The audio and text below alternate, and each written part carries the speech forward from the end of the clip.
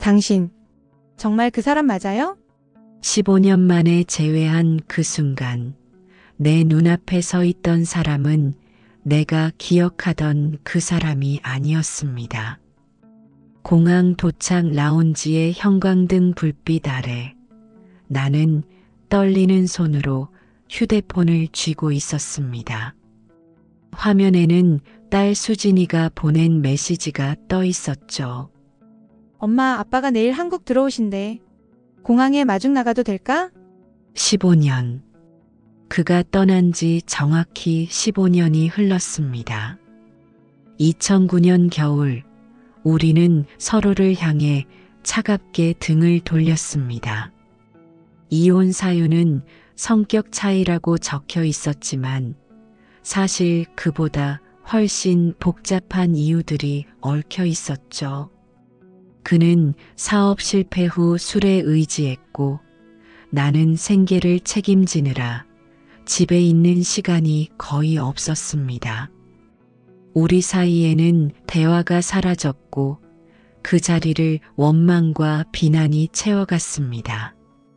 이혼 후 그는 미국으로 떠났습니다. 새 출발을 하겠다며 딸 수진이에게조차 제대로 된 작별 인사도 없이 훌쩍 떠나버렸죠. 처음 몇 년은 양육비도 제때 보내지 않았습니다. 나는 그를 원망했고 수진이에게 아빠 이야기를 꺼내는 것조차 피했습니다.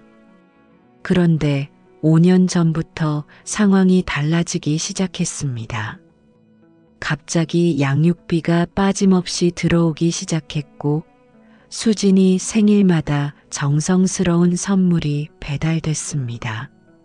수진이가 대학에 입학했을 때는 축하 편지와 함께 학비 전액을 지원하겠다는 연락이 왔죠. 처음에는 의아했습니다. 무슨 꿍꿍이 속셈일까? 하는 의심이 앞섰으니까요. 하지만 수진이는 달랐습니다. 아빠와 정기적으로 화상 통화를 하기 시작했고 대학 생활, 고민, 꿈에 대해 이야기를 나누더군요. 나는 그 모습을 보며 복잡한 감정에 휩싸였습니다. 한편으로는 다행이라는 생각이 들었지만 다른 한편으로는 내가 모르는 사이 두 사람 사이에 뭔가가 만들어지고 있다는 사실이 묘하게 불편했습니다. 그리고 어제 수진이로부터 그 메시지를 받았습니다. 엄마, 아빠가 한국에 오신대. 나한테 꼭 전하고 싶은 말씀이 있다고. 엄마도 함께 나가줄 수 있어? 아빠가 엄마를 꼭 만나고 싶어 하셔. 나는 한참을 고민했습니다. 15년 동안 단 한 번도 그의 얼굴을 보지 않았습니다. 사진조차 모두 처분해버렸죠. 지금 와서 왜 나를 만나려는 걸까? 무슨 말을 하려는 걸까? 하지만 수진이의 간절한 눈빛을 차마 외면할 수 없었습니다. 결국 나는 고개를 끄덕였고 오늘 이렇게 인천공항 도착 라운지에 서 있게 된 겁니다. 엄마, 저기 아빠 나오신다. 수진이의 목소리에 나는 고개를 들었습니다. 자동문이 열리고 여행객들이 우르르 쏟아져 나왔습니다. 그 사이로 한 남자가 천천히 걸어 나왔죠. 순간 나는 숨이 멎는 것 같았습니다. 휠체어였습니다. 내가 기억하는 그 사람, 언제나 당당하게 어깨를 펴고 걷던 그 사람이 휠체어에 앉아 있었습니다. 수진이가 황급히 달려가 휠체어를 밀기 시작했고 나는 그 자리에 얼어붙은 듯 서 있을 수밖에 없었습니다. 그가 내 앞에 멈췄습니다. 얼굴은 많이 수척해졌지만 눈빛만은 예전보다 훨씬 맑고 따뜻했습니다. 그는 나를 올려다보며 조용히 말했습니다. 오랜만이야, 은혜야. 그 목소리는 여전했습니다. 조금 더 낮아지고 거칠어졌지만 분명 그의 목소리였죠. 무슨 일이에요? 나는 겨우 그 말을 꺼냈습니다. 그는 쓸쓸하게 웃었습니다. 놀랐지? 나도 처음엔 많이 놀랐어. 3년 전 일이야. 우리는 공항 근처 조용한 카페로 자리를 옮겼습니다. 수진이는 아빠의 짐을 챙기러 잠시 자리를 비웠고 나와 그는 오랜만에 단둘이 마주 앉게 됐습니다. 교통사고였어. 그가 먼저 입을 열었습니다. 3년 전 겨울 로스앤젤레스에서 음주운전자가 역주행을 했는데 내가 그 차와 정면으로 충돌했지. 척추 손상이 심해서 의사들은 다시 걸을 수 없을 거라고 했어. 나는 아무 말도 할 수 없었습니다. 그저 커피잔을 움켜쥔 채 그의 이야기를 들을 수밖에 없었죠. 처음 6개월은 정말 지옥이었어. 육체적인 고통도 고통이었지만 정신적으로 완전히 무너졌거든. 왜 하필 나한테 이런 일이? 하루에도 수천 번씩 그런 생각을 했어. 간호사들에게 화를 냈고 물리치료사를 욕했고 심지어 나를 찾아온 친구들한테도 독서를 퍼부었지. 그의 눈가에 주름이 깊게 패였습니다. 그때 한자원 봉사자를 만났어. 마크라는 이름의 70대 노인이었는데 그분도 40년 전 사고로 하반신 마비가 된 분이셨어. 마크는 매주 병원을 찾아와 나한테 이런저런 이야기를 들려줬지. 본인이 어떻게 절망에서 벗어났는지, 어떻게 다시 삶의 의미를 찾았는지. 그는 잠시 말을 멈추고 창밖을 바라봤습니다. 어느 날 마크가 내게 물었어. 자네는 인생에서 가장 후회하는 게 뭔가? 나는 주저없이 대답했지. 가족을 버린 거요. 아내와 딸을 혼자 두고 떠난 거요. 그랬더니 마크가 이러더군.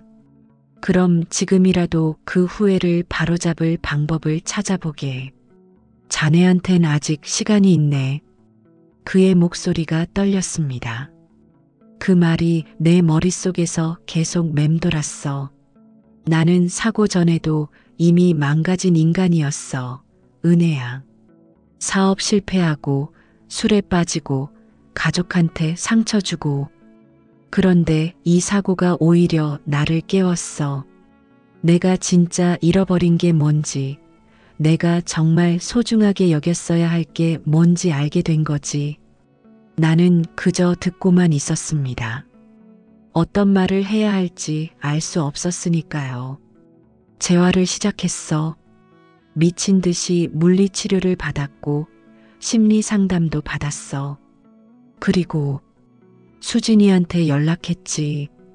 처음엔 어떻게 말을 꺼내야 할지 몰라서 한참을 망설였어.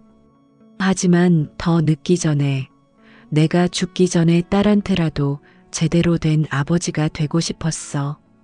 그의 이야기는 계속됐습니다. 수진이는 처음엔 낯설어했어. 당연하지. 아빠라는 사람이 갑자기 나타나서 이러쿵 저러쿵 말을 하니까. 하지만 포기하지 않았어. 매주 정해진 시간에 화상 통화를 걸었고 수진이의 이야기를 들어줬어. 대학 생활이 어떤지, 친구들은 어떤지, 무엇을 좋아하고 무엇을 싫어하는지. 그는 잠시 미소를 지었습니다. 그 미소에는 아버지로서의 자부심과 후회가 동시에 담겨 있었습니다. 1년쯤 지났을 때 수진이가 처음으로 나한테 아빠라고 불러줬어. 그때 정말 그는 말을 잇지 못했습니다. 눈시울이 붉어졌죠. 그때 처음으로 내가 살아있다는 게 감사하다는 생각이 들었어. 다리는 못 쓰지만 딸과 대화할 수 있고, 딸의 웃음소리를 들을 수 있고, 딸의 고민을 들어줄 수 있다는 게, 그게 얼마나 큰 축복인지 알게 됐어. 나는 목이 메는 것을 느꼈습니다. 15년 동안 나는 그를 원망했습니다. 무책임한 남자, 가족을 버린 남자, 도망친 남자. 하지만 지금 내 앞에 앉아 있는 이 사람은 내가 기억하던 그 사람이 아니었습니다. 은혜야, 나는 너한테 사과하고 싶어. 그가 조심스럽게 말을 꺼냈습니다. 우리가 결혼했을 때 나는 좋은 남편이 되겠다고, 너를 행복하게 해주겠다고 약속했잖아. 근데 나는 그 약속을 하나도 지키지 못했어. 사업이 잘 안 풀리자 화를 너한테 냈고, 술로 도망쳤고, 너한테 집만 떠넘겼지. 그리고 결국엔 떠나버렸어. 그의 손이 떨렸습니다. 특히 수진이한테 아버지로서 아무것도 해주지 못한 게 가장 큰 후회야. 수진이가 초등학교 입학할 때도 없었고, 중학교 졸업할 때도 없었고, 고등학교에서 상 받을 때도 없었어. 딸의 인생에서 가장 중요한 순간들에 내가 없었어. 당신이 왜 이제 와서? 나는 떨리는 목소리로 물었습니다. 왜 이제 와서 이런 말을 하는 거예요? 15년 동안 한 번도 제대로 된 연락 한 번 없다가 이제 와서 미안하다고 하면 그게 다 용서가 돼요? 그는 고개를 저었습니다. 아니, 용서받을 수 있다고 생각하지 않아. 나는 그럴 자격이 없어. 다만 내가 잘못했다는 걸 인정하고 싶었어. 그리고 이렇게라도 너한테 말하고 싶었어. 당신 잘못이 아니었다고. 우리 결혼이 실패한 건, 사업이 망한 건 모두 내 책임이었다고. 수진이가 돌아왔습니다.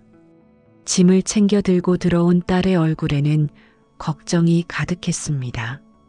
엄마, 아빠 괜찮으세요? 응, 괜찮아. 나는 애써 미소를 지으며 대답했습니다. 그는 수진이를 보며 환하게 웃었습니다. 수진아, 엄마랑 아빠가 오랜만에 만나서 옛날 이야기 좀 하고 있었어. 좋은 이야기, 나쁜 이야기다. 수진이는 우리 둘을 번갈아 보다가 조심스럽게 말했습니다. 사실 제가 아빠한테 한국에 오시라고 부탁드린 이유가 있어요. 응? 나와 그는 동시에 딸을 바라봤습니다. 저 내년 봄에 결혼해요. 뭐? 나는 깜짝 놀라 소리쳤습니다. 수진이는 26, 아직 대학을 졸업한 지 얼마 안 된 나이였으니까요. 준호 오빠 있잖아요. 제가 대학교 때 만난. 엄마, 작년에 한번 소개해드렸었어요. 우리 결혼하기로 했어요. 수진이의 얼굴이 발갛게 달아올랐습니다. 그래서 아빠한테도 말씀드리고 싶었어요. 그리고 결혼식에 두 분 다 오셨으면 좋겠어요. 아빠, 엄마랑 같이. 순간 정적이 흘렀습니다. 나는 어떻게 반응해야 할지 몰랐습니다. 15년 만에 전 남편을 만났고 딸이 결혼한다는 소식을 들었고 그리고 결혼식에 우리 둘 다 오라고 하니 은혜야. 그가 조용히 말했습니다. 나는 수진이 결혼식에 가고 싶어. 당연히 가야겠지. 하지만 내가 불편하다면 내가 빠질게. 수진이 인생에서 가장 중요한 날인데 그날만큼은 아무 문제 없이 행복하게 보내야 하니까. 수진이가 눈물을 글썽였습니다. 아빠, 괜찮아, 수진아. 아빠는 이해해. 엄마가 더 중요해. 엄마가 너를 키웠고 너한테 모든 걸 다 해줬어. 아빠는 그냥 멀리서 축하해 줄 수도 있어. 나는 딸의 눈물 어린 얼굴을 봤습니다. 그리고 전 남편의 담담한 표정을 봤습니다. 그 순간 뭔가가 내 가슴 속에서 무너지는 것 같았습니다. 15년 동안 쌓아온 원망, 분노, 상처, 그것들이 조금씩 녹아내리는 것 같았습니다. 같이 가요. 내가 말했습니다. 네. 그와 수진이가 동시에 나를 봤습니다. 결혼식에 우리 같이 가요. 수진이 아빠니까 당연히 가야죠.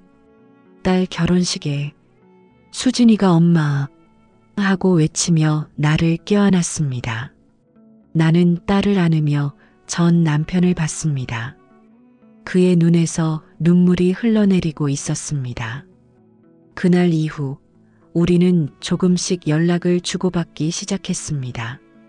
처음엔 수진이 결혼 준비 때문이었습니다. 예식장은 어디로 할지, 하객은 몇 명 정도 예상되는지, 예단은 어떻게 할지, 실무적인 이야기들이었죠. 그런데 점점 대화의 내용이 달라졌습니다. 은혜야, 너 요즘도 바쁘게 지내? 응, 회사에서 프로젝트 하나 맡았어. 좀 힘들긴 한데 그래도 재미있어. 그래, 너 일할 때 되게 멋있었는데 나는 그걸 제대로 인정 안 해줬었지. 미안해. 됐어요. 다 옛날 일이고. 근데 건강은? 너 옛날에 허리 안 좋았잖아. 어떻게 그걸 기억해요? 잊을 수가 있나? 임신했을 때 너 얼마나 힘들어 했는데.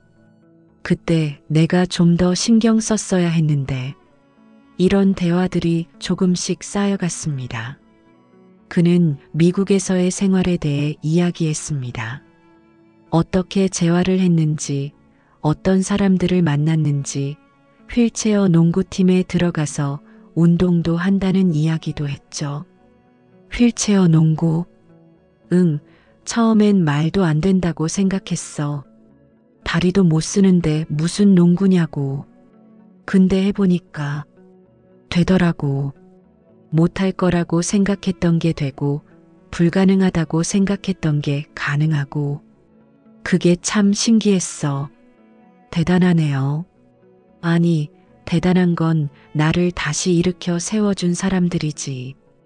그 자원봉사자 마크, 물리치료사 제시카, 그리고 수진이.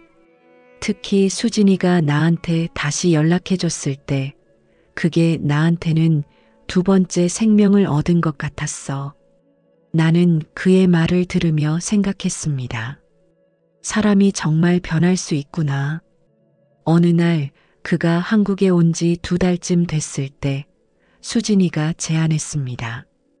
엄마, 아빠, 우리 셋이 같이 어디 다녀올까요? 옛날에 우리 자주 갔던데. 설악산? 내가 말했습니다.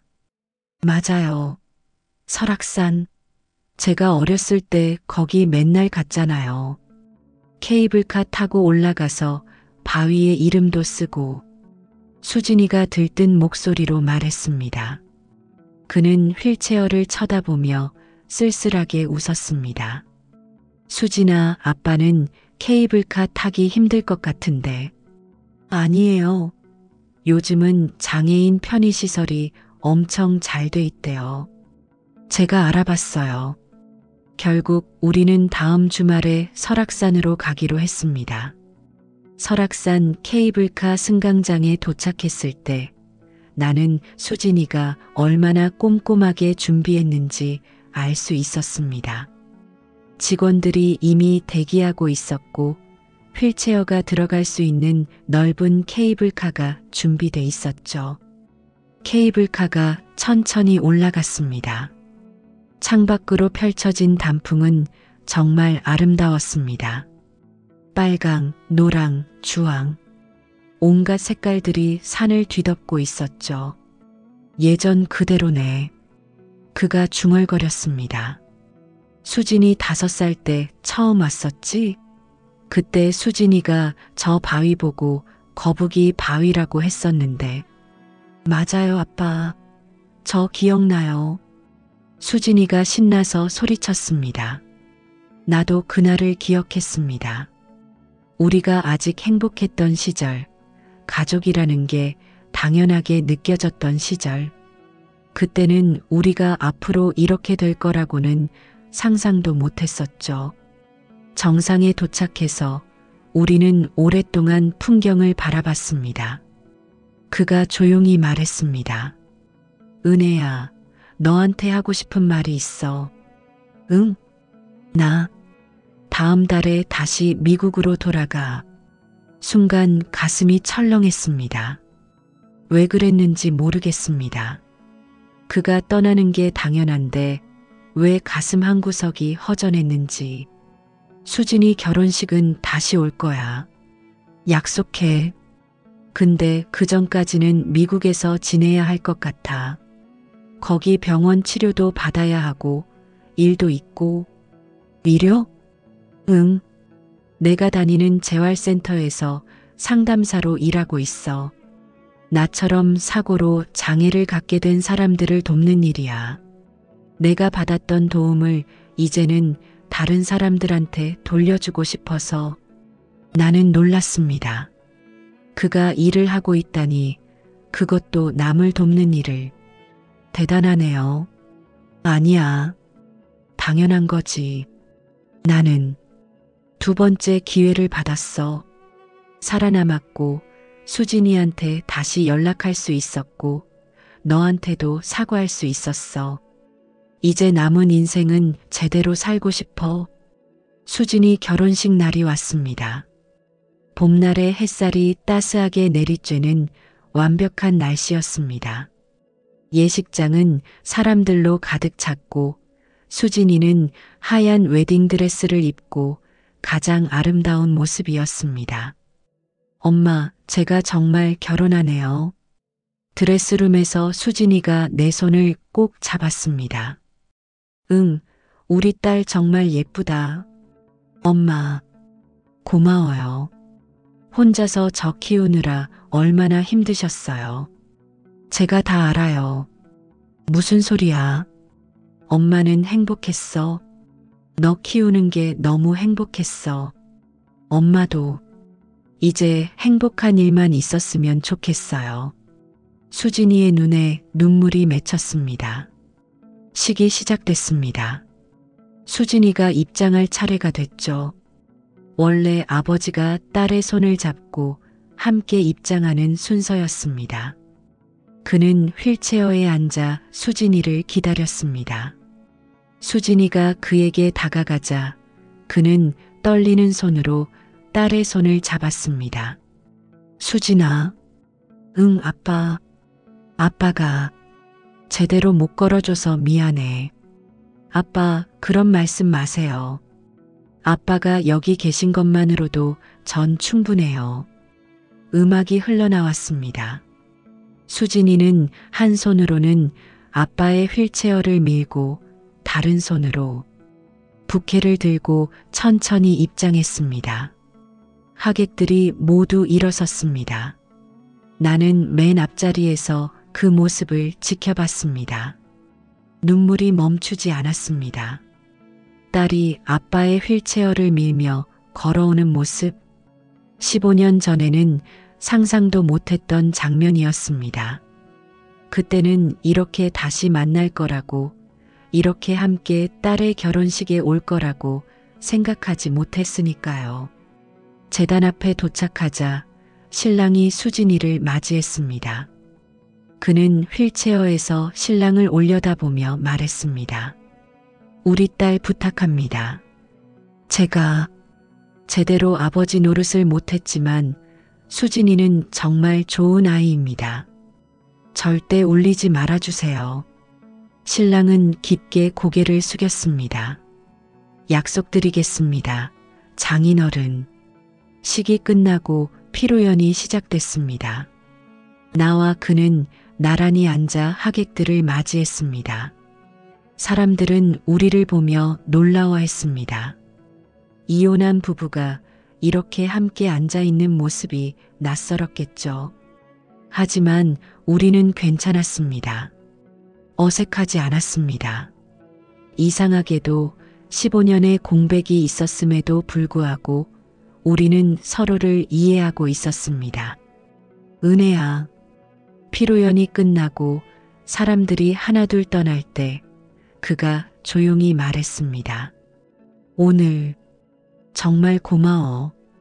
이렇게 함께 있어줘서 당연한 거예요. 우리 딸 결혼식인데 나는 자격이 없는데도 너무 많은 걸 받은 것 같아.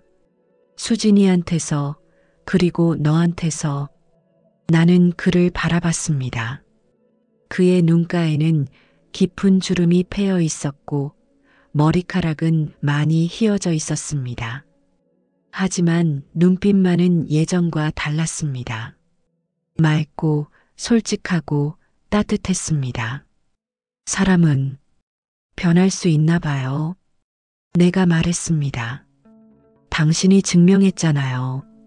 사람은 다시 시작할 수 있고 잘못을 인정할 수 있고 더 나은 사람이 될 수 있다는 걸.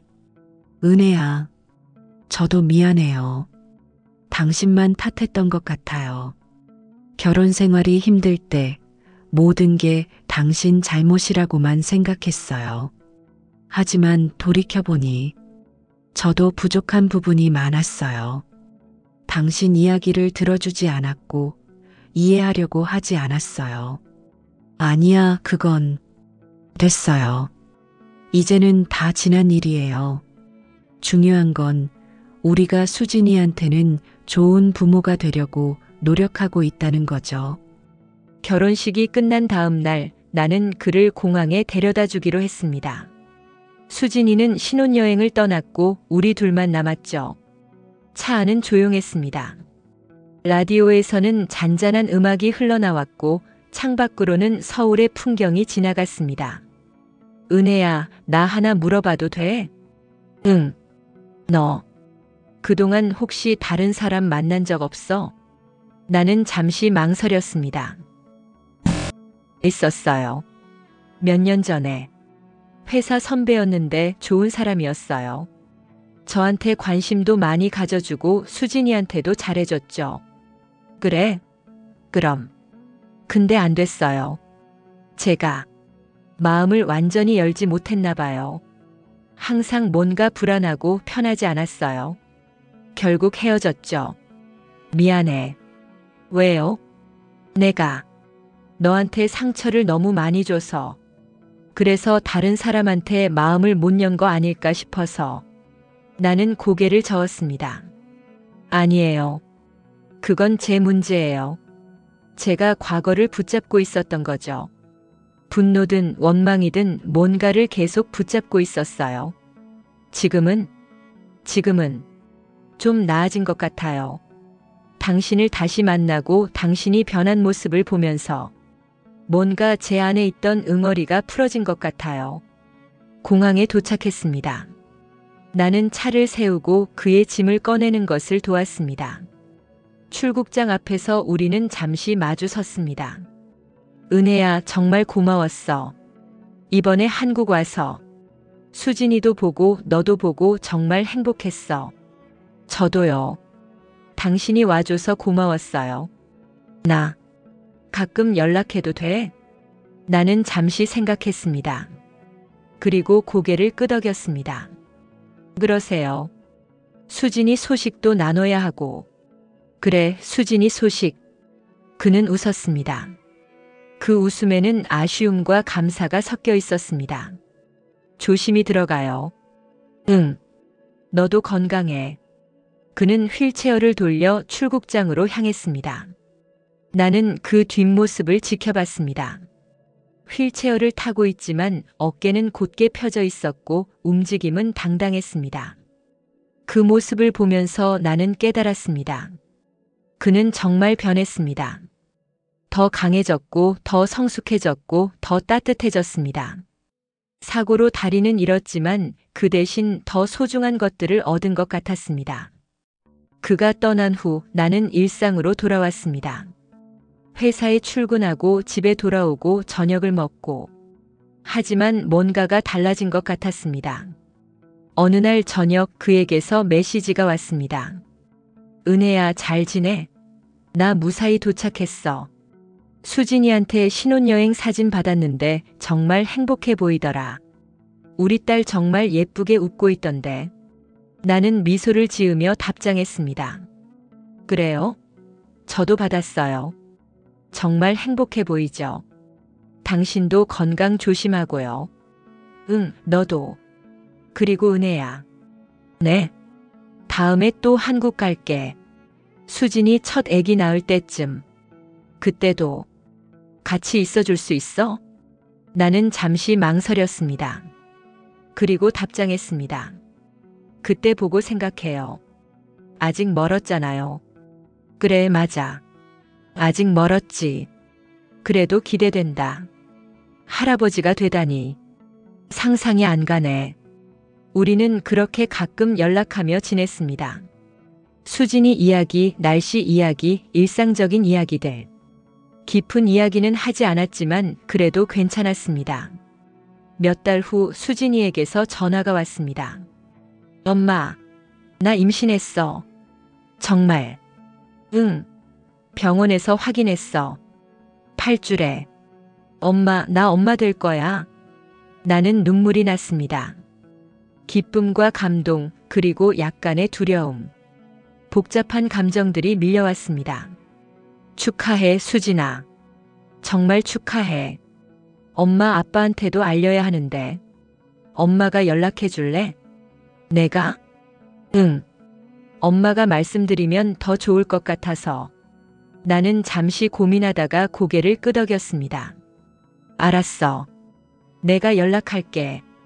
그날 밤 나는 그에게 전화를 걸었습니다. 영상통화로. 은혜야? 무슨 일이야? 이렇게 늦은 시간에. 화면 속 그는 놀란 표정이었습니다. 소식 하나 전해주려고요. 수진이가. 수진이? 무슨 일 있어? 임신했어요. 8주래요. 순간 그의 얼굴이 환해졌습니다. 정말? 정말이야? 응. 수진이가 아까 전화해서 알려줬어요. 세상에. 나 할아버지 되는 거야? 그는 믿기지 않는다는 표정으로 웃었습니다. 그리고 갑자기 눈물을 흘리기 시작했습니다. 왜 울어요? 몰라. 그냥 너무 행복해서. 내가 이런 날을 볼 수 있을 줄 몰랐어. 수진이가 결혼하는 것도 봤고 이제 손자를 보게 되다니. 나도 모르게 눈물이 났습니다. 우리 할머니, 할아버지가 되네요. 그러게. 우리는 한동안 말없이 화면 너머로 서로를 바라봤습니다. 15년 전 우리는 서로에게 등을 돌렸습니다. 다시는 얼굴 보지 말자며 헤어졌죠. 하지만 지금 우리는 함께 울고 웃으며 손자 소식을 나누고 있었습니다. 인생이란 참 알 수 없는 것 같습니다. 수진이의 임신 소식 이후 그와 나는 더 자주 연락했습니다. 수진이의 상태를 확인하고 태교에 대해 조언하고 아기 이름을 함께 고민했습니다. 은혜야, 나 생각해봤는데 손자면 민준, 손녀면 서연 어때? 나쁘지 않네요. 근데 요즘 애들은 한자 이름보다 순한글 이름을 더 선호한다던데. 그래? 그럼 하늘은? 하늘이. 그것도 좋네요. 수진이한테 물어보죠. 이런 대화들이 일상이 됐습니다. 어느새 우리는 자연스럽게 소통하고 있었습니다. 어느 날 그가 조심스럽게 제안했습니다. 은혜야, 나 다음 달에 또 한국 갈 건데. 수진이 태교에 좋은 곳 같이 가볼까? 바다나 산 같은데. 함께요? 응. 우리 셋이. 아니, 넷이지. 뱃속에 있는 손주까지. 나는 망설였습니다. 그와 함께 여행을 간다는 것. 그것은 또 다른 의미일 수 있었으니까요. 하지만 수진이가 좋아할 것 같았습니다. 그리고 솔직히 나도 싫지 않았습니다. 좋아요. 가요. 정말? 응. 수진이도 좋아할 거예요. 한 달 후 우리는 강릉으로 떠났습니다. 수진이는 임신 5개월로 배가 조금씩 나오기 시작했고 남편 준호도 함께 했습니다. 할머니, 할아버지, 저희 잘 모실게요. 준호가 밝게 웃으며 말했습니다. 나와 그는 서로를 보며 씁쓸하게 웃었습니다. 벌써 할머니, 할아버지라니. 강릉 바다는 여전히 아름다웠습니다. 파도 소리, 갈매기 울음소리, 바람 소리. 모든 게 평화로웠습니다. 엄마, 아빠, 저기서 사진 찍어요. 수진이가 한 손으로는 배를 감싸고 다른 손으로는 우리를 불렀습니다. 가자. 그가 휠체어를 움직이며 말했습니다. 나는 그 옆에서 함께 걸었습니다. 사진을 찍을 때 우리는 자연스럽게 나란히 섰습니다. 수진이 부부가 가운데, 나와 그가 양옆에. 준호가 카메라를 들고 하나, 둘, 셋 하며 셔터를 눌렀습니다. 하나 더요. 이번엔 할머니, 할아버지만. 우리만? 응. 어서요. 나와 그는 어색하게 서로를 봤습니다. 그리고 천천히 나란히 섰습니다. 좀 더 가까이 붙으세요. 할머니, 할아버지 사이에 바다가 다 들어가겠어요. 준호가 웃으며 소리쳤습니다. 나는 한 걸음 옆으로 다가섰습니다. 그의 어깨가 내 팔에 닿았습니다. 찍는다. 하나, 둘, 셋. 카메라 셔터 소리가 들렸습니다. 저녁이 됐습니다. 우리는 바닷가 근처 식당에서 저녁을 먹었습니다. 싱싱한 회, 매운탕, 전. 맛있는 음식들이 상에 가득했습니다. 아, 행복해. 이렇게 다 같이 모여서 밥 먹는 거. 수진이가 행복한 표정으로 말했습니다. 그러게. 나도 정말 행복해. 준호가 아내의 손을 잡으며 말했습니다. 나는 그들을 보며 생각했습니다. 우리도 저랬었는데. 젊은 시절 사랑에 빠졌을 때, 결혼했을 때 우리도 저렇게 행복했었습니다. 은혜야. 그가 조용히 말했습니다. 응? 고마워. 이렇게 함께 와줘서. 별말을요. 우리 딸, 우리 손주인데. 그래도 너한테는 쉽지 않은 결정이었을 거야. 나랑 이렇게 시간을 보내는 게. 나는 잠시 침묵했습니다. 그리고 솔직하게 말했습니다. 처음엔 그랬어요. 불편하고 어색하고 뭔가 이상한 기분이었죠. 근데 요즘은 괜찮아요. 당신과 함께 있는 게 그렇게 나쁘지 않아요. 나도 너와 함께 있는 게 좋아. 편안해. 우리는 서로를 보며 조용히 미소 지었습니다. 수진이의 출산 예정일이 다가왔습니다. 그는 한 달 전에 미리 한국에 왔습니다. 이번엔 제대로 할아버지 노릇하고 싶어서. 그가 말했습니다. 우리는 거의 매일 만났습니다. 수진이 집에 가서 함께 저녁을 먹고 병원에 함께 가고 아기용품을 함께 사고. 마치 정말로 함께 사는 부부처럼. 어느 날 수진이 집에서 돌아오는 길에 그가 말했습니다. 은혜야, 커피 한잔 할까? 지금? 응. 할 이야기가 있어서. 우리는 근처 카페에 들어갔습니다. 조용한 저녁 시간 카페에는 사람이 별로 없었습니다. 무슨 이야기인데요? 나는 커피를 홀짝이며 물었습니다. 나 한국으로 완전히 돌아올까 생각 중이야. 네. 나는 깜짝 놀라 커피잔을 내려놓았습니다. 미국에서의 생활도 좋았지만 이제는 가족 가까이에 있고 싶어. 손주 자라는 거 보고 싶고 수진이 옆에 있고 싶고. 그리고 그는 잠시 망설이다가 말했습니다.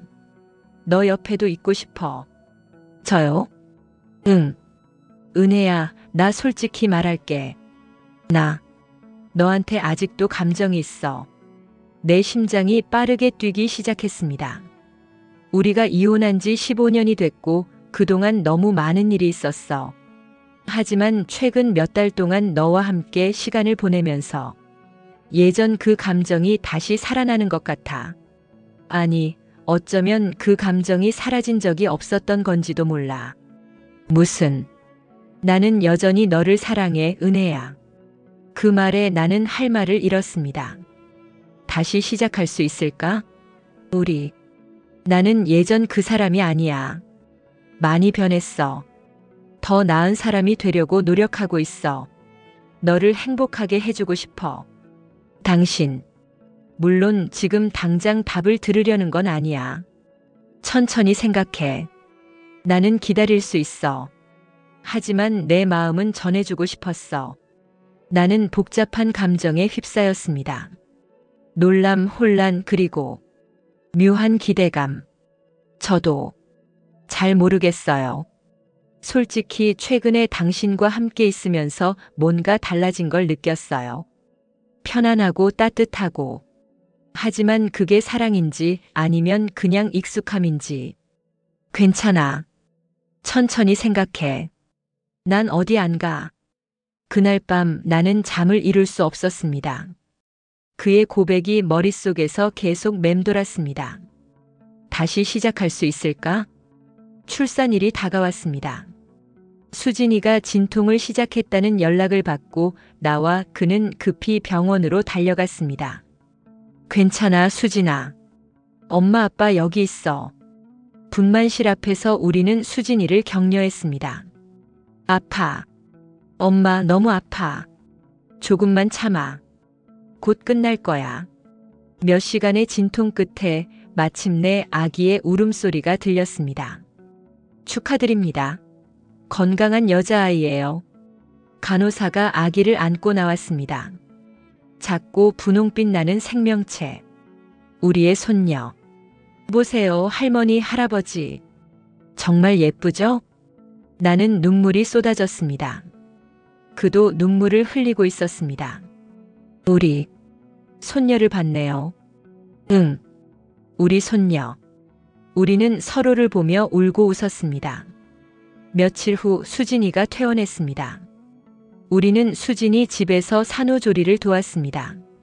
나는 미역국을 끓이고 그는 수진이의 남편과 함께 집안일을 도왔습니다. 할머니, 할아버지가 이렇게 도와주시니까 정말 든든해요. 수진이가 감사하다며 말했습니다. 밤에 아기가 울 때면 나와 그가 번갈아가며 아기를 안았습니다. 쉿, 우리 예쁜 하늘이. 할아버지가 여기 있어. 괜찮아. 그가 휠체어에 앉아 아기를 안고 자장가를 불렀습니다. 그 모습을 보며 나는 생각했습니다. 이 사람. 정말 좋은 할아버지네. 어느 날 밤 아기가 잠들고 수진이 부부도 잠든 후 나와 그는 거실에 남았습니다. 은혜야. 응? 내가 지난번에 한 말 생각해봤어? 나는 천천히 고개를 끄덕였습니다. 생각해봤어요. 많이. 그래서 저도 당신과 다시 시작해보고 싶어요. 그의 눈이 커졌습니다. 정말? 응. 하지만 조건이 있어요. 말해봐. 뭐든지. 천천히 가요.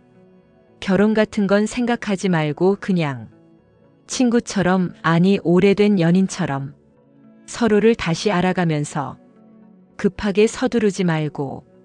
물론이지. 천천히. 내가 원하는 것도 그거야. 너와 함께 있는 것. 그것만으로도 충분해. 그리고 또 하나. 과거는 과거로 두기로 해요. 서로 누가 잘못했는지 따지지 말고 그냥 지금부터 새로 시작하는 거예요. 약속해. 그가 손을 내밀었습니다. 나는 그 손을 잡았습니다. 따뜻했습니다. 그로부터 1년이 흘렀습니다. 그는 한국으로 완전히 돌아왔고 서울의 작은 아파트를 얻었습니다. 우리는 일주일에 2~3번 만났습니다. 함께 산책하고 영화를 보고 식사를 하고. 처음엔 어색했습니다. 뭘 이야기해야 할지, 어떻게 행동해야 할지 몰랐죠. 하지만 시간이 지나면서 점점 자연스러워졌습니다. 은혜야, 다음 주에 제주도 갈래? 날씨도 좋다던데. 제주도? 좋지. 너 제주도 좋아했잖아. 예전에 신혼여행 때도 제주도 갔었고. 맞아. 그때 생각나네. 우리는 제주도에서 3박 4일을 보냈습니다. 바다를 보고 맛있는 음식을 먹고 오래된 오름을 천천히 올라갔습니다. 힘들어? 그가 휠체어에 앉아 나를 올려다보며 물었습니다. 아니, 괜찮아. 당신은? 나 완벽해. 너랑 함께 있으니까. 우리는 정상에 도착해 바다를 바라봤습니다. 수평선 너머로 해가 지고 있었습니다. 예쁘다. 응, 정말 예쁘네. 은혜야. 응? 행복해? 나는 그를 바라봤습니다. 휠체어에 앉아 있지만 그의 눈빛은 누구보다 밝았습니다. 응, 행복해. 나도. 너무 행복해.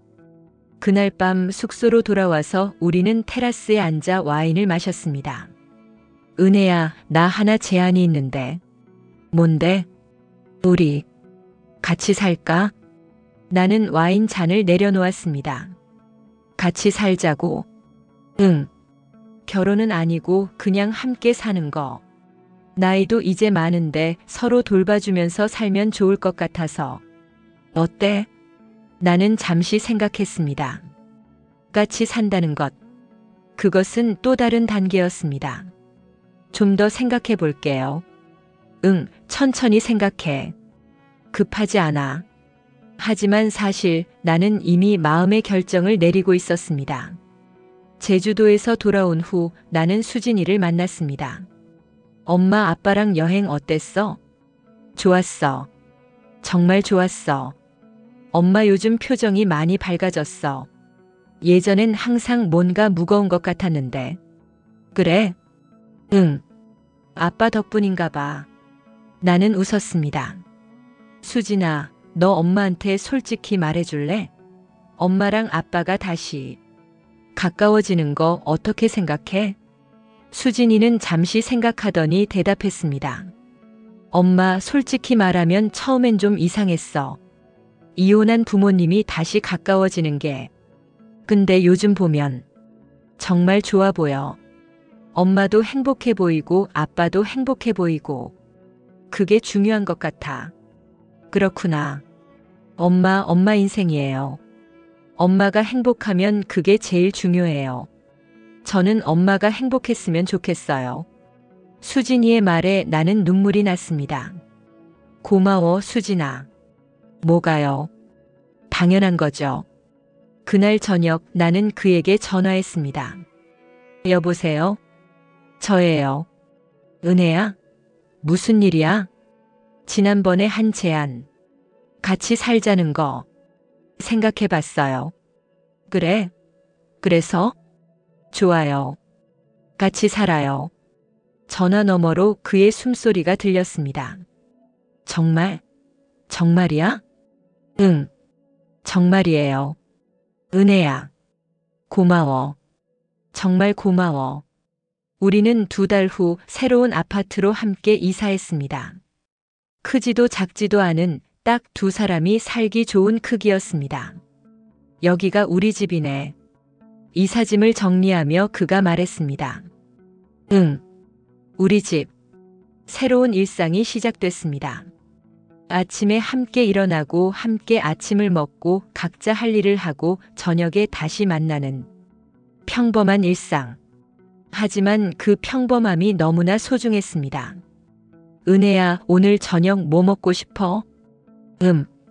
된장찌개 어때? 좋지. 내가 만들어줄까? 당신이? 응. 요즘 요리 배우고 있거든. 재활센터에서 요리 교실 하는데 꽤 재미있어. 그가 만든 된장찌개는 생각보다 맛있었습니다. 어때? 맛있어. 진짜. 다행이다. 처음엔 너무 짜게 만들어서 버린 적도 있었는데. 우리는 웃으며 저녁을 먹었습니다. 어느 날 그가 병원에서 정기 검진을 받고 왔습니다. 의사가 뭐래? 별 문제는 없대. 다만 척추 상태가 조금 더 나빠졌다고. 뭐 예상했던 거지만. 많이 아파? 견딜만해. 진통제 먹으면 괜찮아. 하지만 그날 밤 나는 그가 침대에서 신음하는 소리를 들었습니다. 괜찮아? 응. 그냥 좀 쑤셔서. 괜찮아. 진통제 먹었어? 아까 먹었어. 나는 침대 옆에 앉아 그의 등을 천천히 마사지해 줬습니다. 어때? 좋아. 시원해. 우리는 한동안 말없이 있었습니다. 그리고 그가 조용히 말했습니다. 은혜야, 미안해. 왜? 이렇게 아픈 사람이랑 같이 살게 해서. 무슨 소리예요? 그런 생각하지 마요. 근데 사실이잖아. 나 혼자서는 할 수 없는 게 많고 너한테 의지해야 하고. 당신도 저 도와주잖아요. 설거지하고 청소하고 밥도 해주고. 우리 서로 도우면서 사는 거예요. 은혜야. 그리고 아픈 건 당신 잘못이 아니에요. 사고 때문이잖아요. 그건 누구도 예측할 수 없었던 일이에요. 고마워. 항상 고마워. 나는 그의 손을 잡았습니다. 우리 이제 같이 늙어가는 거예요. 서로 의지하면서. 그게 가족이잖아요. 손녀 하늘이가 돌이 됐습니다. 수진이네 집에서 돌잔치를 열었고 우리는 함께 준비를 도왔습니다. 할머니, 이 풍선 좀 붙여주세요. 할아버지, 이 테이블 좀 옮겨주세요. 분주하지만 행복한 시간이었습니다. 돌잔치가 시작됐고 하늘이는 예쁜 한복을 입고 돌상 앞에 앉았습니다. 자, 하늘아, 뭐 잡을 거야? 하늘이는 돌상 위를 이리저리 보다가 마이크를 잡았습니다. 오, 가수 하늘이. 사람들이 박수를 쳤습니다. 할머니, 제가 마이크를 잡은 건 할머니 닮아서인가 봐요. 할머니가 노래 부르는 거 좋아하신다며? 수진이가 웃으며 말했습니다. 그렇긴 하지. 할머니, 노래 한 곡 해주세요. 뭐? 아니야, 나는. 할머니, 할머니, 할머니. 사람들이 박수를 치며 노래를 청했습니다. 결국 나는 일어나서 노래를 불렀습니다. 옛날 노래 사랑했지만 우리가 젊었을 때 자주 듣던 노래였습니다. 노래를 부르는 동안 나는 그를 봤습니다. 그는 휠체어에 앉아 나를 바라보고 있었습니다. 그의 눈에는 눈물이 가득했습니다. 노래가 끝나고 사람들이 박수를 쳤습니다. 나는 자리로 돌아왔고 그가 조용히 말했습니다. 예전 그대로네. 목소리가. 아니에요. 많이 늙었어요. 아니야. 여전히 아름다워. 목소리도 당신도. 우리는 서로를 보며 미소 지었습니다. 하늘이 돌잔치가 끝난 후 우리는 집으로 돌아왔습니다. 피곤하지? 좀. 당신은? 나도 피곤한데 행복해. 우리는 거실 소파에 앉아 창밖을 바라봤습니다. 밤하늘에는 별이 총총했습니다. 은혜야. 응? 우리 참 멀리 왔다. 그러게요. 15년 전 우리가 이혼할 때 나는 생각했어. 이게 끝이구나. 내 인생은 여기서 끝이구나. 근데 끝이 아니었어. 오히려 새로운 시작이었어. 나도 고개를 끄덕였습니다. 맞아요. 저도 그때는 모든 게 끝난 것 같았어요. 앞으로 어떻게 살아야 할지, 수진이를 어떻게 키워야 할지 막막했죠. 근데 우리 해냈어. 너는 수진이를 훌륭하게 키웠고 나는 비록 늦었지만 다시 아버지가 됐고, 그리고 지금 우리는 다시 함께 있어. 인생이 참 신기해요. 이렇게 돌고 도는 게. 응. 그래서 인생은 끝까지 살아봐야 하나 봐. 어떻게 될지 모르니까. 그날 밤 잠들기 전에 그가 말했습니다. 은혜야, 나 너한테 줄 게 있어. 뭔데? 그는 침대 옆 서랍에서 작은 상자를 꺼냈습니다. 이거. 상자를 열자 안에는 반지가 들어 있었습니다. 단순하지만 우아한 디자인의 반지. 이게 프로포즈는 아니야. 우리 이미 같이 살고 있으니까. 그냥 너한테 주고 싶었어. 내 마음을 담아서. 고마워요. 나는 반지를 받아 손가락에 끼워봤습니다. 딱 맞았습니다. 어떻게 사이즈를 알았어요? 수진이한테 물어봤지.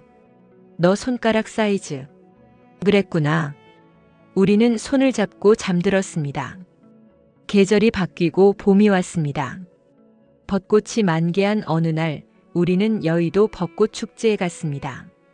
와, 사람 정말 많다. 그러게. 우리 천천히 가자. 나는 그의 휠체어를 밀며 천천히 걸었습니다. 벚꽃이 바람에 날려 우리 위로 떨어졌습니다. 예쁘다. 응. 정말 예쁘네. 한 아이가 우리를 보고 말했습니다. 엄마, 저 할아버지 할머니 보세요. 정말 사이 좋아 보여요. 아이의 엄마가 웃으며 대답했습니다. 그러게. 저렇게 오래오래 사는 게 진짜 사랑이란다. 우리는 서로를 보며 미소 지었습니다. 벤치에 앉아 쉬는데 젊은 커플이 우리에게 다가왔습니다. 저기, 죄송한데 사진 좀 찍어드릴까요? 아, 괜찮습니다. 아니에요. 저희가 찍어드릴게요. 너무 멋있으셔서요. 젊은이가 우리 사진을 찍어줬습니다. 벚꽃 나무 아래 나란히 앉은 우리.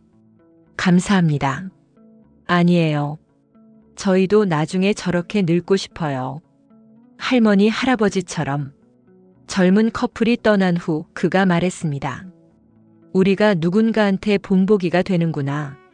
그러게요. 신기하죠? 15년 전에는 최악의 부부였는데 지금은 모범 부부래. 우리는 웃었습니다. 여름이 왔습니다. 무더운 날씨에도 불구하고 우리는 함께 시장에 갔습니다. 오늘 저녁은 뭐 먹을까? 삼계탕 어때요? 복날이잖아요. 좋지. 삼계탕. 시장에서 닭과 인삼, 대추, 마늘을 샀습니다. 집에 돌아와 함께 삼계탕을 끓였습니다. 은혜야, 이거 넣어야 해? 응, 그거 넣어야 해. 이 정도면 된 것 같은데? 아니, 좀 더 끓여야 해. 우리는 마치 오래된 부부처럼 투닥투닥하며 요리했습니다. 자, 다 됐다. 삼계탕을 앞에 두고 우리는 마주 앉았습니다. 맛있겠다. 먹어봐. 한 숟가락 떠서 입에 넣자 진한 국물 맛이 입안 가득 퍼졌습니다. 와, 맛있어. 그치? 우리 요리 실력 늘었어. 식사를 하는 동안 나는 그를 바라봤습니다. 삼계탕을 먹는 그의 모습, 행복해 보였습니다. 이 사람과 함께 늙어가는 게 나쁘지 않네. 그런 생각이 들었습니다. 가을이 왔습니다. 수진이에게서 전화가 왔습니다. 엄마, 제가 둘째 가졌어요. 정말? 응. 병원에서 확인했어요. 이번엔 아들이래요. 축하해, 수진아. 나는 전화를 끊고 그에게 소식을 전했습니다. 수진이가 둘째 가졌대요. 이번엔 아들이래요. 정말? 우리 손자를 보는 거야? 네. 손자. 우리는 서로를 끌어안고 기뻐했습니다. 우리 할머니, 할아버지 제대로 되는구나. 그러게요. 어느 날 그가 갑자기 말했습니다. 은혜야, 우리 결혼할까? 네. 재혼. 다시 법적으로 부부가 되는 거. 어때? 나는 놀랐습니다. 갑자기 왜? 갑작스럽진 않아. 사실 오래 생각했어. 우리 이미 부부처럼 살고 있잖아. 그냥 서류상으로도 부부가 되면 어떨까 싶어서. 하지만 물론 내가 원하지 않으면 안 해도 돼. 나는 지금도 충분히 행복하니까. 그냥 제안해 보는 거야. 나는 며칠 동안 생각했습니다. 재혼. 다시 법적으로 부부가 되는 것. 그리고 결론을 내렸습니다. 좋아요. 결혼해요. 정말? 응. 정말이에요. 우리 다시 부부가 돼요. 우리는 조용한 결혼식을 올렸습니다. 수진이 가족과 몇몇 친한 친구들만 초대한 작은 결혼식이었습니다. 이제 신랑 신부 서약을 하시겠습니다. 주례자가 말했습니다. 신랑 김민수 씨, 신부 이은혜 씨를 아내로 맞아 기쁠 때나 슬플 때나 건강할 때나 아플 때나 죽음이 두 사람을 갈라놓을 때까지 사랑하고 존중하며 신의를 지키시겠습니까? 예, 서약합니다. 신부 이은혜 씨, 신랑 김민수 씨를 남편으로 맞아 기쁠 때나 슬플 때나 건강할 때나 아플 때나 죽음이 두 사람을 갈라놓을 때까지 사랑하고 존중하며 신의를 지키시겠습니까? 예, 서약합니다. 그럼 이제 두 분은 부부가 되셨습니다. 사람들이 박수를 쳤습니다. 수진이는 울고 있었고 하늘이는 손뼉을 치며 웃고 있었습니다. 우리는 서로를 바라봤습니다. 다시 부부가 됐네. 응. 다시. 이번엔 잘할 수 있을까? 물론이죠. 우리 이미 잘하고 있잖아요. 재혼 후 우리의 일상은 크게 달라지지 않았습니다. 여전히 아침에 함께 일어나고 함께 식사하고 함께 시간을 보냈습니다. 하지만 뭔가 달라진 게 있다면 마음가짐이었습니다. 여보. 그가 나를 부르는 호칭이 바뀌었습니다. 왜요, 여보? 나도 자연스럽게 그렇게 불렀습니다. 사랑해. 저도 사랑해요. 이런 말들을 주고받는 게 일상이 됐습니다. 어느 날 우리는 앨범을 정리하고 있었습니다. 이거 봐. 우리 첫 결혼식 사진. 앨범 속에는 젊은 우리가 있었습니다. 26에 나와 28배 그. 참 젊었네. 그러게. 이때는 이렇게 될 줄 몰랐지. 이혼하고 15년 떨어져 있다가 다시 만나서 재혼할 줄은. 인생이 드라마 같아. 그치? 우리는 함께 옛 사진들을 보며 추억에 잠겼습니다. 이거 기억나? 제주도 신혼여행. 응. 그때 진짜 행복했었는데. 지금도 행복해? 당연하지. 지금이 더 행복해. 나도. 수진이의 둘째 출산일이 다가왔습니다. 우리는 다시 병원으로 달려갔습니다. 엄마, 아빠. 아들이에요. 건강한 아들. 축하해, 수진아. 우리는 신생아실 창문 너머로 손자를 봤습니다. 작고 빨간 아기. 우리의 손자. 우리 손자. 정말 잘생겼어. 할아버지 닮아서 그런가 봐요. 수진이가 웃으며 말했습니다. 아니야, 할머니 닮아서 그렇지. 우리는 웃었습니다. 며칠 후 손자의 이름을 정했습니다. 준호. 준수하고 큰 사람이 되라는 의미였습니다. 하늘이랑 준호. 좋은 남매네. 그러게요. 우리는 다시 산후조리를 도왔습니다. 이제는 익숙했습니다. 아기 돌보는 것, 집안일 하는 것 모두. 할머니, 할아버지가 없었으면 어쩔 뻔했어요. 수진이가 감사하다며 말했습니다. 무슨 소리야? 당연한 거지. 맞아. 우리 손주들인데. 겨울이 왔습니다. 첫눈이 내리는 날 우리는 창밖을 바라보며 커피를 마셨습니다. 예쁘다. 응. 첫눈. 은혜야, 우리 내년에 뭐 하고 싶은 거 있어? 내년요? 글쎄. 특별히 없는데. 그냥 이렇게 당신이랑 건강하게 지내고 싶어요. 나도 그래. 그게 제일 큰 소원이야. 그리고 손주들 크는 거 보고 싶고. 그것도. 우리는 조용히 눈을 바라봤습니다. 은혜야. 응? 고마워. 나한테 두 번째 기회를 줘서. 저도 고마워요. 당신 덕분에 저도 두 번째 기회를 얻었어요. 우리 참 운이 좋다. 그러게요. 정말 운이 좋아요. 눈은 계속 내렸습니다. 조용하고 평화롭게. 설날이 왔습니다. 수진이네 집에 온 가족이 모였습니다. 할머니, 할아버지, 세배 받으세요. 하늘이가 깜찍하게 절을 했습니다. 우리 하늘이 새해 복 많이 받아. 우리는 세뱃돈을 주며 하늘이를 꼭 안아줬습니다. 준호야, 너도 빨리 커서 세배해야 해. 갓난아기 준호를 안고 그가 말했습니다. 내년에는 준호도 세배할 수 있겠네요. 그러게. 벌써 이렇게 시간이 빨라. 온 가족이 둘러앉아 떡국을 먹었습니다. 할머니, 할아버지, 올해 소원이 뭐예요? 하늘이가 물었습니다. 할아버지 소원은 우리 하늘이랑 준호가 건강하게 크는 거. 할머니 소원은 우리 가족 모두 건강하고 행복한 거야. 그럼 저는 할머니, 할아버지가 오래오래 사시는 거요. 하늘이의 말에 모두가 웃었습니다. 식사 후 우리는 거실에 둘러앉아 이야기를 나눴습니다. 아빠 요즘 어때요? 건강은? 응, 괜찮아. 병원에서도 안정적이래. 다행이네요. 너는 어때? 애기 둘 키우느라 힘들지 않아?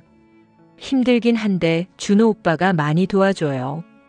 그리고 엄마 아빠도 자주 와주시니까 정말 큰 힘이 돼요. 그래도 무리하지 마. 엄마 아빠가 있으니까. 알았어요, 아빠. 봄이 다시 왔습니다. 우리가 재혼한 지 1년이 지났습니다. 벌써 1년이네. 그러게요. 시간 참 빠르다. 행복한 1년이었어. 저도요. 우리는 결혼 기념일을 조촐하게 보냈습니다. 집에서 함께 요리하고 와인을 마시고 음악을 들으며. 은혜야, 춤출래? 춤요? 지금? 응. 우리 결혼식 때 춤추지 못했잖아.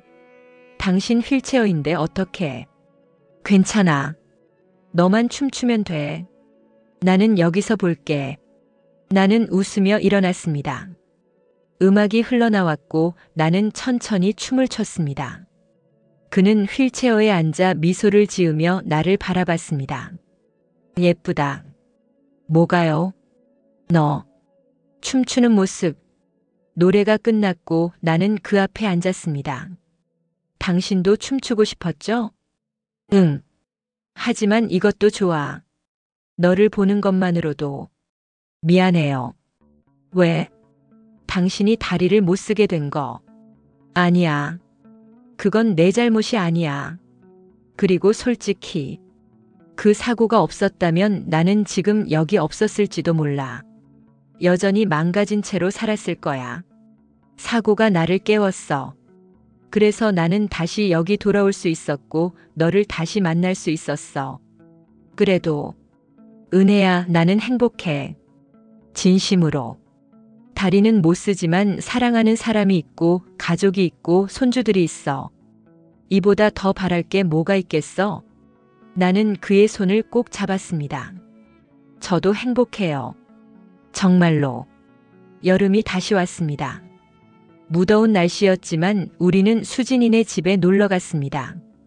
할머니, 할아버지, 하늘이가 달려와 우리를 안았습니다. 벌써 4살이 된 하늘이는 제법 말도 잘하고 뛰어다녔습니다. 우리 하늘이 많이 컸네. 응, 나 이제 다 컸어. 그래? 그럼 이제 할머니 도와줄 수 있겠네. 응, 나 할머니 도와줄 수 있어. 준호는 돌이 지나 이제 비틀비틀 걷기 시작했습니다. 준호야, 할아버지한테 와봐. 그가 손을 내밀자 준호가 비틀거리며 다가왔습니다. 잘한다. 우리 준호 정말 잘하네. 우리는 손주들과 신나게 놀았습니다. 수박을 먹고 물놀이를 하고 그림을 그리고. 엄마, 아빠 정말 감사해요. 애들이 할머니, 할아버지를 너무 좋아해요. 당연하지. 우리 손주들인데. 저희도 정말 행복해요. 부모님이 이렇게 함께 계셔주시고. 수진이의 눈에 눈물이 맺혔습니다. 예전엔 상상도 못했어요. 엄마 아빠가 다시 함께 계실 거라고. 근데 지금 이렇게. 정말 꿈만 같아요. 우리도 꿈만 같아. 그가 말했습니다. 15년 전에는 상상도 못했지. 우리가 다시 만나서 재혼하고 손주들이랑 이렇게 행복하게 지낼 거라고. 인생은 정말 알 수 없는 것 같아요. 내가 말했습니다. 포기하지 않으면 언젠가는 좋은 일이 생기나 봐요. 가을이 왔습니다. 단풍이 아름다운 계절이었습니다. 어느 날 그가 건강검진을 받고 왔습니다. 표정이 심각했습니다. 무슨 일 있어요? 의사가 암이 발견됐대. 뭐? 췌장암. 3기래. 순간 세상이 무너지는 것 같았습니다. 치료는 할 수 있어요? 할 수는 있는데 완치는 힘들 거래. 시간을 조금 더 벌 수 있을 뿐이지. 나는 그 자리에 주저앉고 싶었습니다. 하지만 참았습니다. 그를 위해 강해져야 했으니까. 얼마나 남았대요? 1년?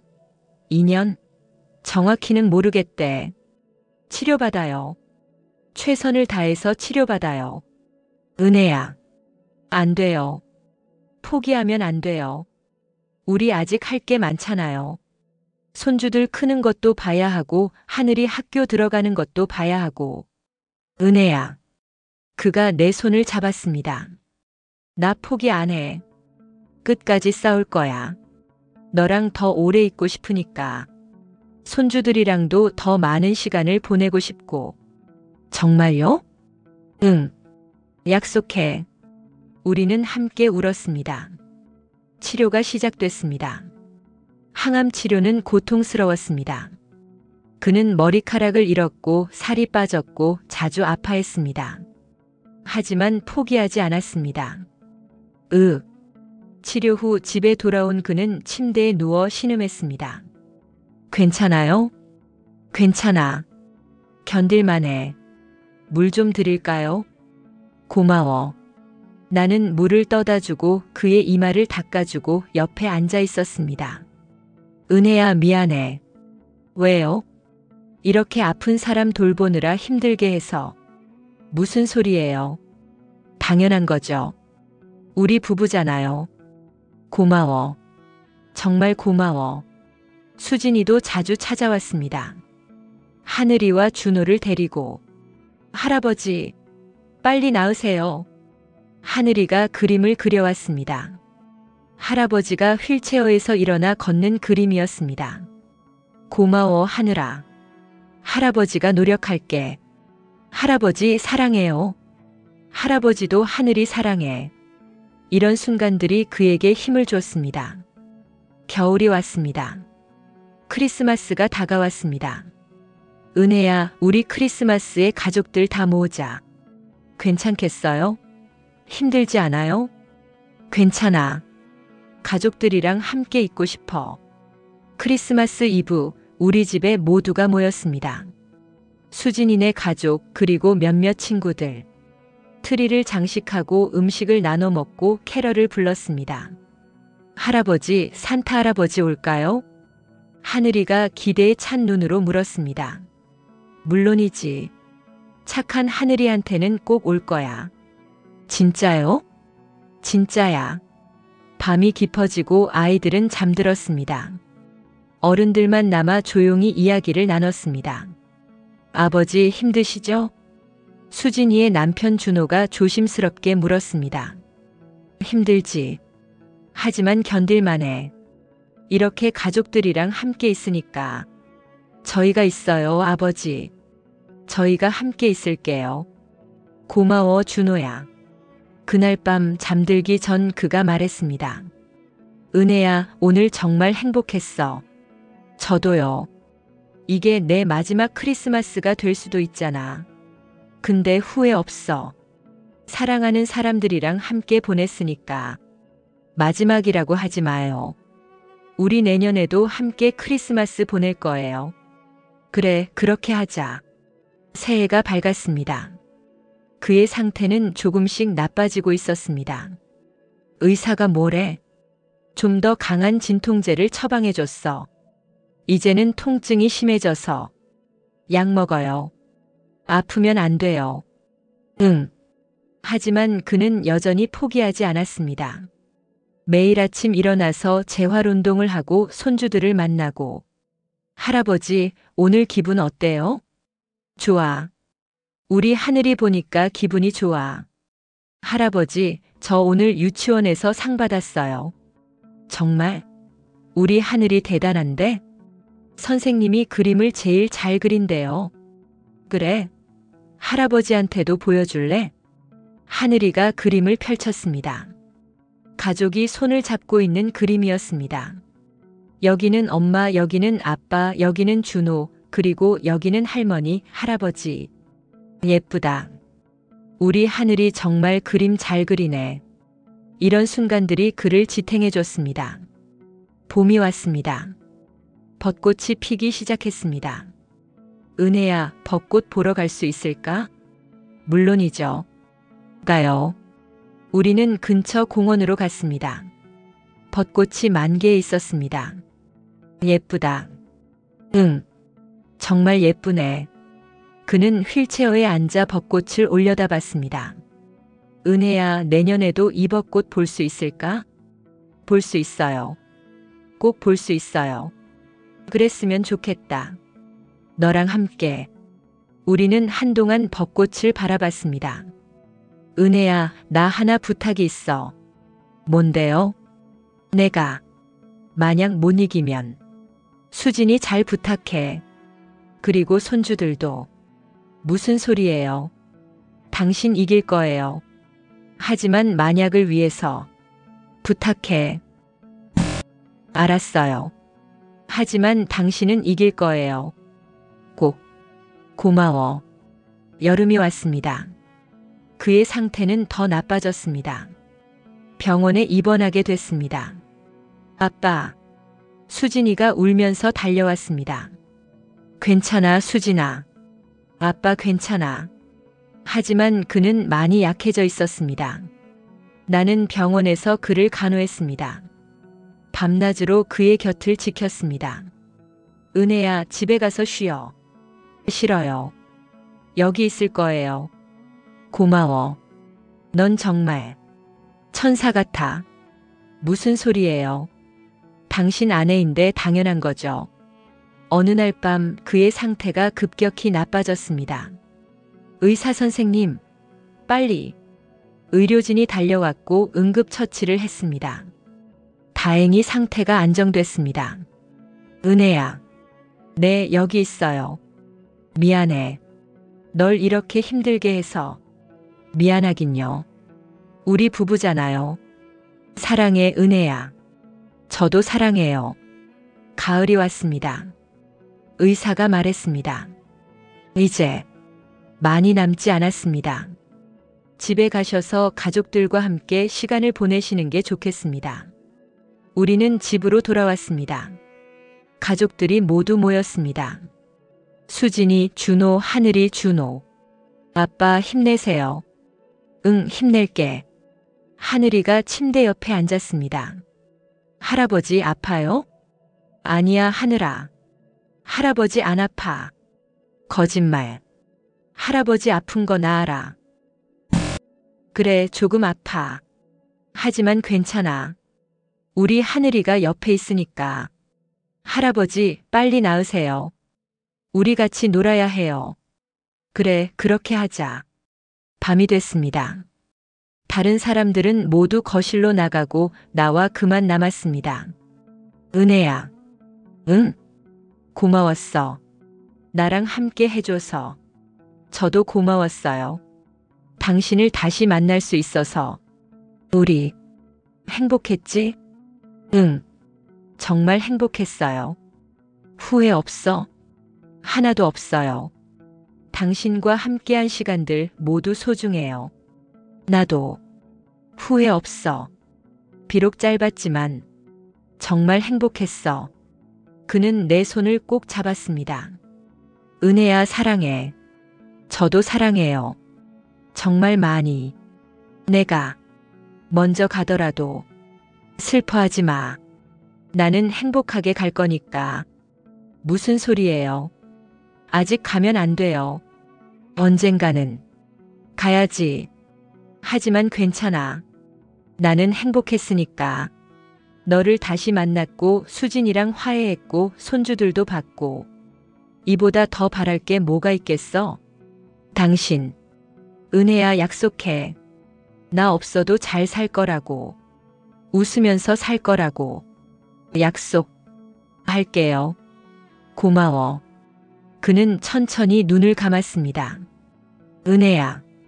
사랑해. 그것이 그의 마지막 말이었습니다. 1년이 지났습니다. 나는 공원 벤치에 앉아 있습니다. 옆에는 그의 사진이 놓여 있습니다. 여보, 벚꽃 피었어요. 우리 작년에 같이 봤던 거 기억나요? 바람이 불어 벚꽃잎이 떨어집니다. 수진이 잘 지내요. 애들도 건강하고. 하늘이는 이제 초등학교에 입학했어요. 당신이 보고 싶어 했던 모습이에요. 나는 사진을 쓰다듬습니다. 저는요. 잘 지내요. 물론 당신이 보고 싶긴 하지만 약속했잖아요. 웃으면서 살겠다고. 엄마. 뒤에서 수진이의 목소리가 들립니다. 하늘이와 준호를 데리고 왔습니다. 할머니. 우리 손주들 왔구나. 하늘이가 사진을 봅니다. 할아버지 보고 싶어요. 할아버지도 하늘이 보고 싶대. 정말요? 응. 할아버지가 하늘에서 우리 지켜보고 계셔. 우리는 함께 벤치에 앉아 벚꽃을 바라봅니다. 엄마 아빠 생각 많이 나시죠? 응. 많이 나지. 하지만 괜찮아. 좋은 기억들이 많으니까. 아빠가 정말 행복해 하셨을 것 같아요. 마지막까지. 그래. 당신 아빠는 행복했어. 우리 모두 덕분에. 나는 하늘을 올려다봅니다. 여보, 당신 말이 맞았어요. 인생은 끝까지 살아봐야 한다고. 우리 정말 멀리 왔죠. 이혼하고 15년 떨어져 있다가 다시 만나고 재혼하고. 그리고 마지막까지 함께 했잖아요. 비록 지금은 당신이 곁에 없지만 당신과 함께한 모든 순간들이 제 마음속에 살아있어요. 그 기억들이 저를 웃게 하고 살아가게 해요. 사랑했어요, 여보. 정말 많이. 그리고 고마워요. 저한테 두 번째 기회를 줘서. 당신 덕분에 저는 다시 사랑하는 법을 배웠어요. 벚꽃잎이 바람에 날려 우리 위로 떨어집니다. 마치 그가 하늘에서 보내는 인사처럼. 나는 미소를 짓습니다. 여보, 내년 봄에도 여기 올게요. 그때도 벚꽃 구경 같이 해요. 그리고 나는 일어섭니다. 손주들의 손을 잡고 천천히 걷기 시작합니다. 앞을 향해. 새로운 하루를 향해. 그가 원했던 대로 웃으면서.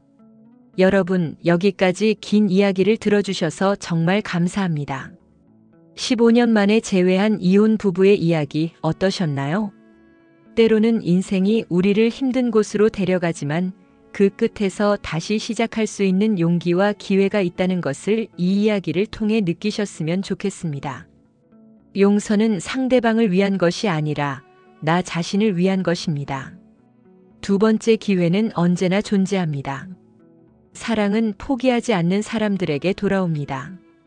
이 이야기가 여러분의 마음에 작은 울림이 되었다면 구독과 좋아요 부탁드립니다. 그리고 댓글로 여러분의 생각과 느낌을 나눠주세요. 어떤 장면이 가장 기억에 남으시나요? 혹시 비슷한 경험이 있으신가요? 여러분이라면 어떤 선택을 하셨을까요? 여러분의 이야기가 궁금합니다. 다음에도 더 좋은 이야기로 찾아뵙겠습니다. 오늘도 행복한 하루 보내세요. 감사합니다.